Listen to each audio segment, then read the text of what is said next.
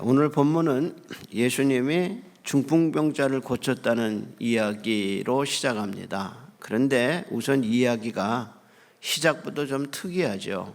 특이한 점은 17절에 보면 하루는 가르치실 때 갈릴리 각 마을 유대와 예루살렘에서 온 바리새인과 율법 교사들이 앉았다고 말합니다. 이런 일은 특이하게 일어난 일입니다. 그런데 이들의 출현은 우연이 아닙니다. 예수님의 설교를 들으려고 온 청중과 다르게 이 사람들은 예수님을 조사하기 위해서 온 예루살렘에서 온 조사단입니다. 이 사람들은 당시 갈릴리에서 일어난 예수님의 운동이 궁금했습니다. 어떤 일이 일어나는데 이 사람들이 예수님께 이렇게 몰릴까? 예수님의 설교의 사상은 무엇일까? 그는 어떤 사역을 하고 있을까? 하고 조사단이 내려와서 지금 예수님의 앞에 앉아 있는 겁니다. 이제부터 예수님은 이 사람들과 새로운 영적 전쟁을 해야 합니다. 그래서 예수님이 이 사건 전에 나병 환자를 고치시고 난 다음에 중풍병자를 고치시는 중간에 예수님이 광야에 가서 기도하셨습니다. 앞으로 다가올 영적 전쟁에 예수님이 기도로 준비하시고 하셨습니다.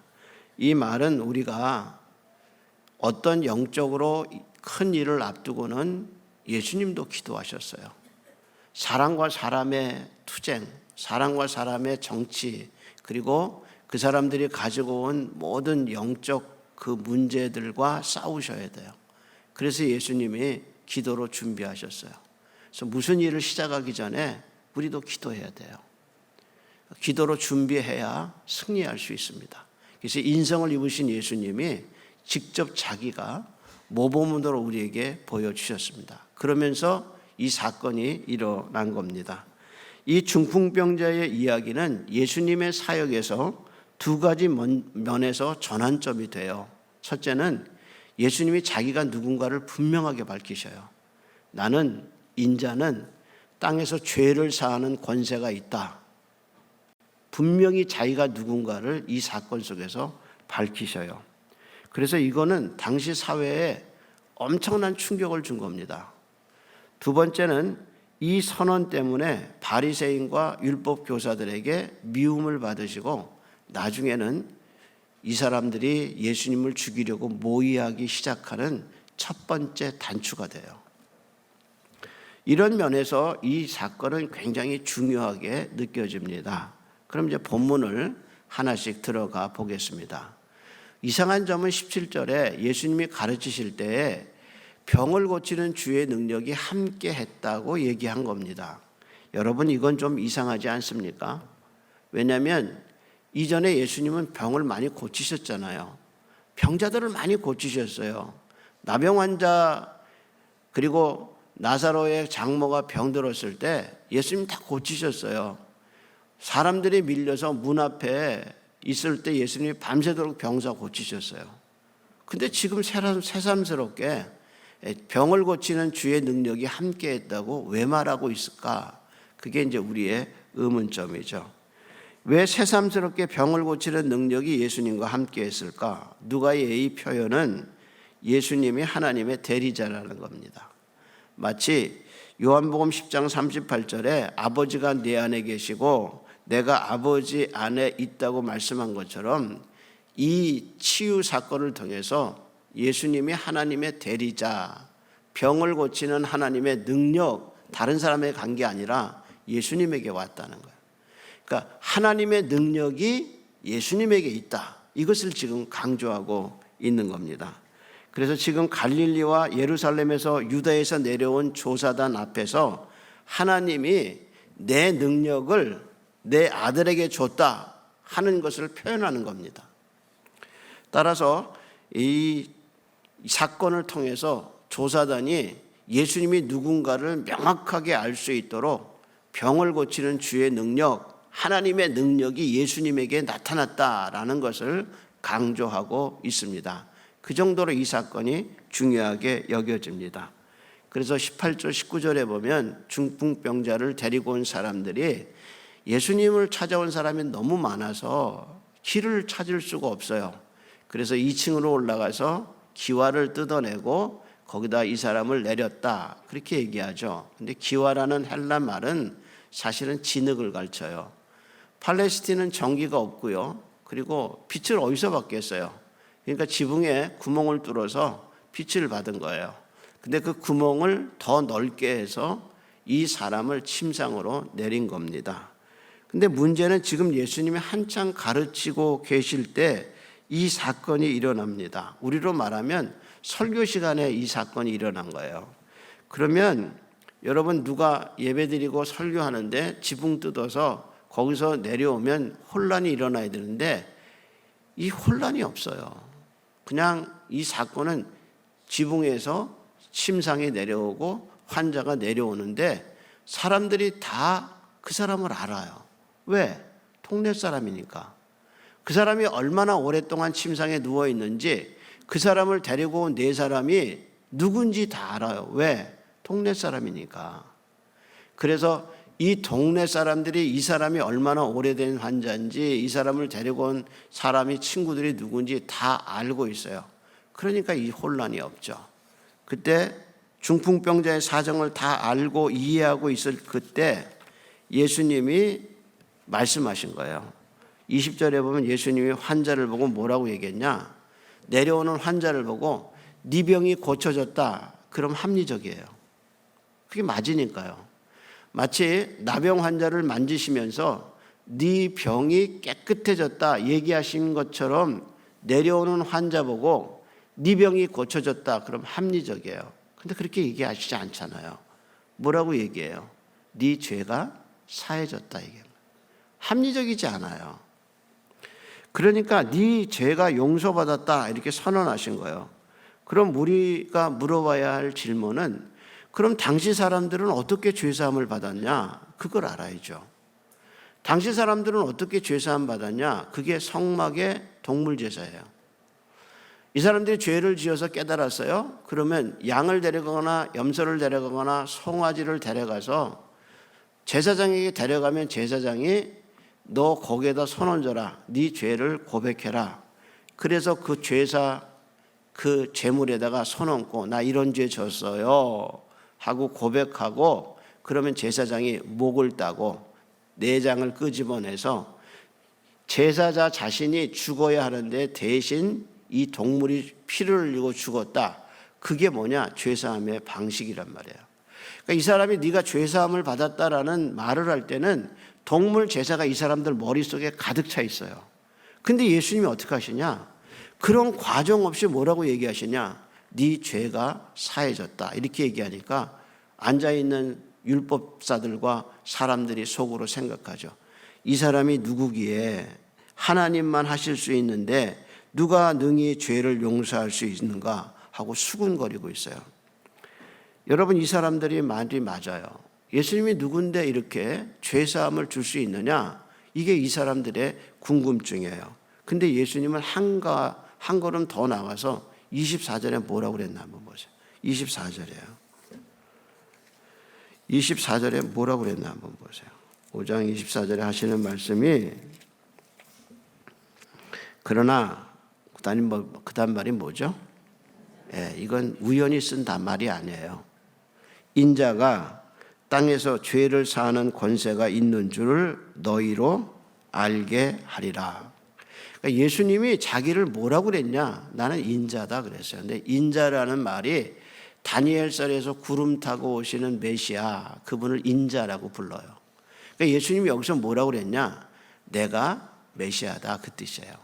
그러니까 이 중풍병자 사건은 자기가 누군가를 일반 대중이 아니라 조사단에게 확실하게 자기가 누군가를 밝힌 사건이에요. 그러면서 인자가 땅에서 죄를 사하는 권세가 있는 줄을 너희로, 그 너희가 누구냐? 예루살렘에서 내려온 율법사들 서기관이란 말이에요. 그 사람들에게 예수님이 선언한 거야. 나는 메시아다라고 선언한 겁니다. 그러니까 이거 예수님의 이 태도가 다분히 의도적이라는 걸 여러분은 기억하셔야 돼요. 예수님은 자기를 조사러 온 조사단에게 당당하게 자기가 누군가 내가 바로 메시아다라고 밝힌 사건이에요. 그러면서 예수님이 그들의 생각을 아셨다 그랬어요. 말하지 않았어요. 이 사람들이 그렇게 저 사람이 누구길래 신성모독을 하는가라고 얘기하고 있는데 예수님이 그들 마음을 아셨단 말이에요. 우리는 가끔 설교 시간에 아니 목사님이 어떻게 내 사정을 저렇게 잘 알지? 난 몰라요. 제가 여러분 사정 어떻게 알아요? 근데 하나님이 설교자를 통해서 내게 메시지를 주실 때가 있어요. 저도 설교를 듣다가 하나님이 이거 설교를 준비하고 또 다른 사람의 설교를 듣다가 그래 하나님 나한테 말씀하시는구나. 어떻게 이렇게 내 사정을 잘 아시지? 그건 몰라요 설교자. 근데 하나님이 아셔요. 하나님이 여러분을 아셔요. 무슨 생각으로 왔는지 뭘 고민하는지 누가 아느냐? 하나님이 아셔요. 그게 예수님이 하나님 된 증거란 말이에요. 그래서 요한복음 1장 24절에 예수님이 이렇게 말씀하셨어요. 예수님은 모든 사람을 알고 계시기 때문에 자신을 그들에게 맡기지 않으셨다. 사람들의 속뜻을 알고 계시기 때문에 어떤 사람에 대해서도 누구의 설명을 들으실 필요가 없었다. 이렇게 요한이 얘기했어요. 맞습니다. 예수님은 사람을 다 알고 계셔요. 그것처럼 이 조사단이 얼마나 놀랬겠어요. 자기 속으로 생각했는데 예수님이 그거를 밝히시니까 이 사람들이 얼마나 놀라겠냐 말이에요. 이게 바로 설교의 능력이에요. 하나님이 나 고민하고 괴로워하는 거 하나님이 설교를 통해서 가르쳐 주셔요. 그게 말씀의 능력이에요. 전하는 사람 몰라요. 예수님만 아셔요. 이런 관점에서 이 사건이 얼마나 중요한 사건인가를 알 수 있어요. 그렇다면 예수님이 네 죄 사함을 받았다는 말이 어떤 의미가 있느냐? 이제 누가복음 9장에 예수님이 12제자를 파송하셔요. 근데 파송하시면서 뭐라고 얘기하냐면 병을 고치는 능력을 그들에게 주셨다. 그리고 그 다음에 하나님 나라의 복음을 전하라. 그렇게 얘기하셔요. 그러니까 병 고치는 거하고 하나님 나라가 온 거하고 같이 물려요. 또 예수님이 9장 11절에 병자들을 고치시는 장면이 나오는데 예수님이 이렇게 말씀하셨어요. 예수께서 그들을 영접하사 하나님 나라 일을 말씀하시고 병 고칠 자들을 고치시더라. 그러니까 누가복음 이후에 병 고치는 사건과 하나님 나라를 영접하는 사건이 같이 가요. 그러니까 하나님 나라가 온 증거가 뭐냐? 사람이 못 고치는 병자가 일어나는 거예요. 죽은 자가 일어나고 그리고 귀신이 쫓겨나가는 거. 인간의 3대 영원한 적이 뭐냐? 질병이잖아요. 병에 걸리면 너무너무 삶의 질이 떨어지는 거예요. 병이잖아요. 그거 병 때문에 죽음이 오잖아요. 인간의 두 번째 죄가 죽음이란 말이야. 세 번째 죄가 뭐냐? 사탄의 억압이에요. 중독성 이런 게 다 마귀가 하는 거란 말이에요. 그런데 그것을 하나님의 나라가 온 증거는 그런 것들이 사라진다는 거예요. 이런 관점에서 죄사함의 이야기는 하나님 나라하고 연결이 돼요. 아니 죄사함 받아야 하나님 나라 가죠. 죄가 없어야 천국 가죠. 하나님 앞에 어떻게 서요? 죄가 없어져야죠. 그래서 죄사함과 하나님 나라는 같이 가요. 근데 예수님이 지금 이 환자 보고 뭐라 그랬냐? 네 죄사함을 받았다라고 말씀하신 거예요. 이 말은 뭐냐? 동물 제사가 필요 없다는 거예요. 왜? 예수님이 죽으셨으니까. 히브리 9장에 동물 제사 단번에 자기 몸을 드리사 우리 죄를 속하셨어요.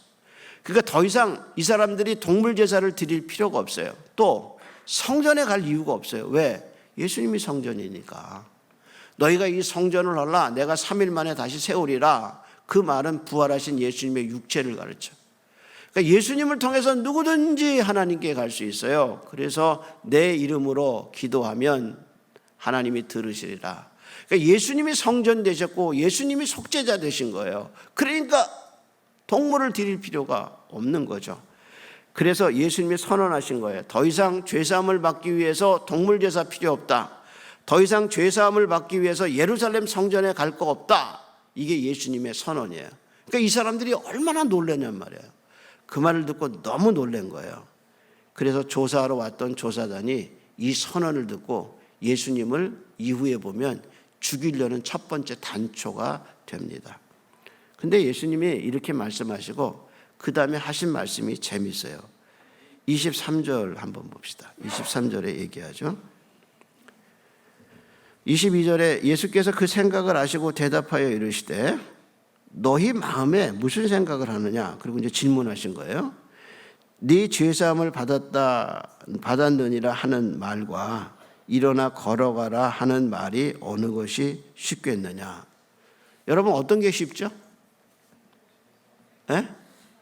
그렇죠. 죄사함을 받았다. 제가 어떤 사람에게 여러분 당신 죄사함 받았어. 어떻게 알아요? 그렇잖아요. 어떻게 알아요? 루터가 그 빌라도의 계단을 맨 올라가면서 기도했다 그러잖아요. 맨 자기 할아버지의 영혼이 연옥에 있는데 그 영혼을 구원해 주세요. 천국으로 보내주세요 하고 그거 계단 올라가면서 주기도문 암송하면서 올라갔다. 그 맨 끝에 올라가서 루터가 뭐라고 얘기했냐? 그걸 누가 아느냐 그거예요. 그걸 누가 알아요? 그것처럼 네 죄사함을 받았느니라 그거 누가 알아요?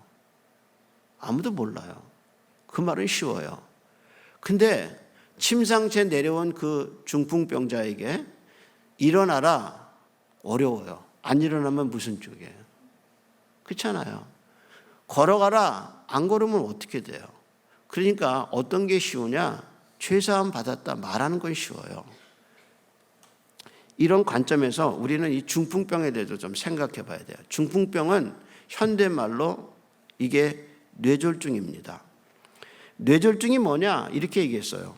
뇌에 필요한 혈액 공급이 끊어진 상태에서 일정 시간이 지나가면 뇌세포가 죽는 것을 말한다. 전문가가 이렇게 말했습니다. 뇌졸중은 심장에서 뇌로 가는 여러 혈관에서 생기는 질환으로 높은 혈압을 견디지 못해서 터지면 뇌출혈, 혈관이 막혀버리면 뇌경색 이렇게 되어 있어요. 그리고 증상에 대해서 이렇게 얘기했어요. 뇌졸중의 증상은 실어증, 말을 못해요. 시각장애, 두통, 어지러움증, 감각장애가 있다. 그렇게 했어요. 그러니까 이 환자가 누가는 의사예요. 그래서 이 환자가 내려오는 걸 보면서 중풍병자가 어느 정도로 심각한가를 얘기했어요. 뭐라고 얘기했냐? 움직이지 못하니까 걸을 수 없으니까 침대를 갖고 온 거예요. 침상을. 그리고 이 사람이 그대로 내려오니까 이 사람이 얼마나 심각한가를 우리에게 얘기해 준 겁니다. 그래서 이 사람이 뇌졸중이 왔다면 아니면 뇌출혈이 왔다면 후유증으로 전신마비가 됐어요. 그러니까 예수님이 이렇게 전신마비된 사람에게 네 죄사함을 받았다라고 말씀하시고 그 다음에 그 죄사함이 죄가 사라졌으니까 건강해져야 되잖아요.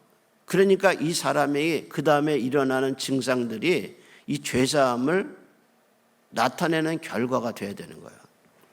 근데 만약에 예수님이 이 사람을 고치지 못하면 그 앞에 죄사함을 받았다는 말은 거짓말이 되는 거예요. 왜? 아무도 몰라요.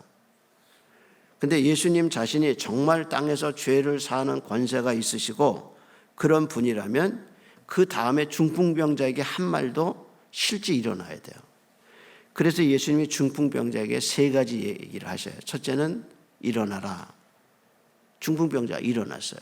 그 다음 말이 뭐냐? 네 침상을 들고 걸어가라. 여러분 이 사람이 오랫동안 누워 있었는데 이 뒤틀려진 몸에 무슨 힘이 있겠어요? 나을 수는 있어도. 근데 어떻게 하냐? 침상을 들었어요. 근데 이 사람이 침상을 들었을 뿐 아니라 가면서 뭐라고 얘기하면 하나님께 영광을 돌렸다 그랬어요. 그러니까 뭐가 회복된 거예요? 말이 회복된 거예요.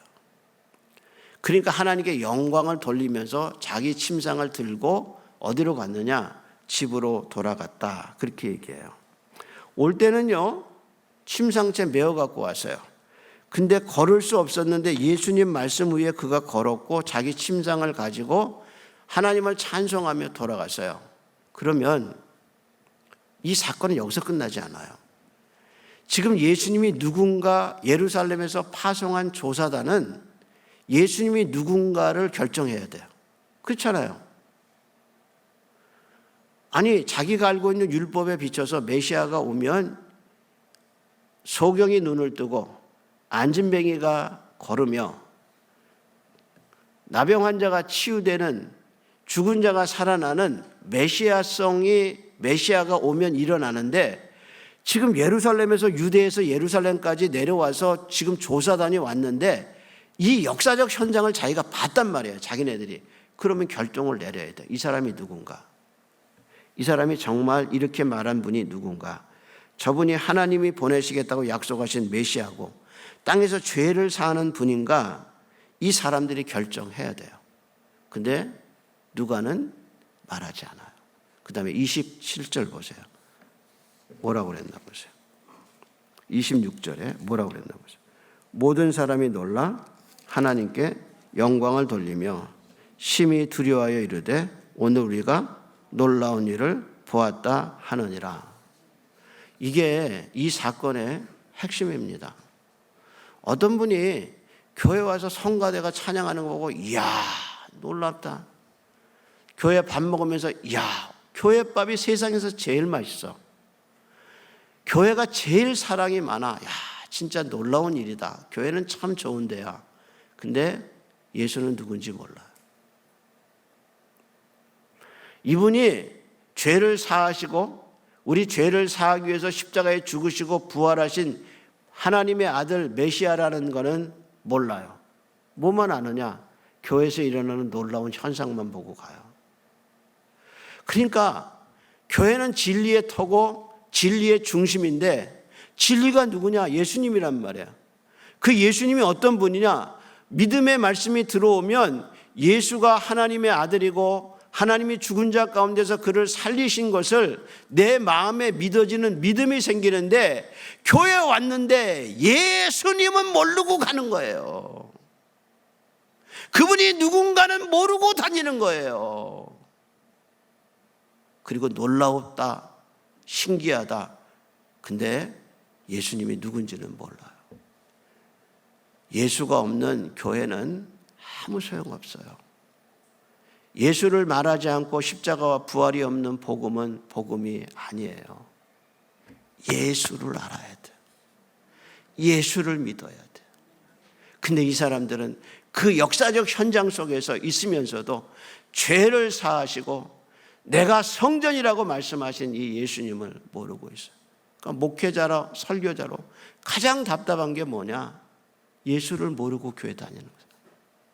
예수를 믿지 않고 교회 다니는 거예요. 이게 설교자에게 너무너무 답답하고 안타까운 거예요. 근데 더 안타까운 것은 하나님이셔요. 너 그렇게 오래 교회 다녔는데 그렇게 많은 설교를 들었는데 내가 누군지 모르니? 이게 하나님의 답답하심입니다. 따라서 우리는 이 역사적 현장 속에서 다시 한번 우리에게 물어야 합니다. 예수님을 믿는가? 복음을 믿는가? 죄사함을 믿는가? 천국을 믿는가? 그 모든 열쇠는 예수 그리스도입니다. 기도하겠습니다. 하나님, 마음속에 깊은 죄책감 때문에 괴로워하는 이들에게 풀어지는 역사가 있게 은혜 베풀어 주셔서 우리의 죄를 사하시고 우리를 불의에서 깨끗게 하시는 예수 그리스도의 사죄함을 받는 시간 되게 해 주시옵시고, 잃어버린 예수님, 약해진 믿음 회복되게 하여 주시옵시고, 예수님이 영적으로 기도하시고 다음 일을 준비하셨듯 기도가 살아나는 아침이 되게 하시고 믿음이 살아나는 귀한 역사가 온 성도들에게 있게 은총을 베풀어 주시옵소서. 이제는 우리 죄를 위하여 죽으시고 부활하시고 지금도 우리의 이름을 불러가며 기도해 주시는 우리 주님 예수 그리스도의 은혜와 당신의 아들을 우리에게 내어주셔서 그 보배 피로 우리의 죄를 다 씻어주시고 우리를 자녀 삼아주신 하나님의 그 변함없으신 사랑하심과 진리이신 예수님을 가르쳐줘서 믿음을 주시고 그 주님의 사랑을 의지하게 하시는 성령님의 은혜가 온라인에서 예배하고 이곳에서 예배하는 모든 심령들 속에 그 가정 위에 이제로부터 영원토록 함께 있을지어다. 아멘.